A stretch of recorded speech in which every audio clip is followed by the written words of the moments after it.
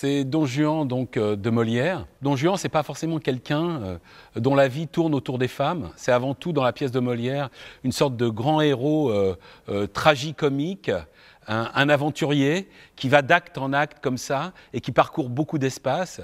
J'ai beau être engagé, l'amour que j'ai pour une belle n'engage point mon âme à faire injustice aux autres. Donc, de toute façon, c'est un chef-d'œuvre, voilà. Et ça fait partie d'un des 3 chefs-d'œuvre de Molière, de cette espèce de cycle politique ou de trilogie politique de Molière, où vous avez d'abord le Tartuffe, ensuite Don Juan et après le Misanthrope, qui dénonce les travers de la société.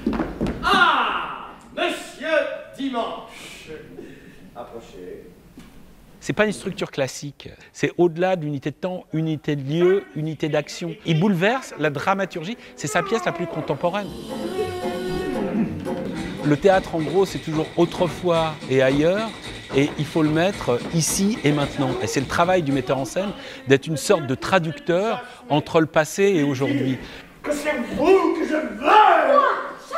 Tout ce que vous lui direz sera inutile. Don Juan est vraiment un mythe et donc il nous interroge toujours donc sur la course au temps, sur le ciel, sur le surnaturel, sur qu'est-ce qui se passe après la mort. Donnez-moi la main.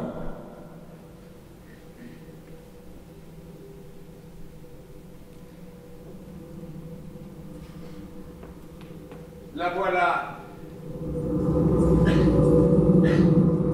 C'est un type qui joue sa vie à chaque seconde.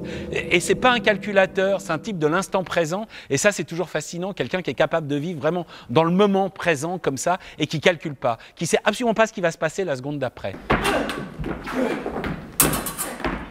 Il casse la famille, il casse l'amour, il casse les femmes, il casse les autres, il casse les classes sociales, il maltraite son valet. C'est-à-dire que c'est un grand escroc, Don Juan. Et on connaît bien la fascination qu'on a par rapport aux grands escrocs. Et les grands escrocs ont longue vie sur les plateaux de théâtre.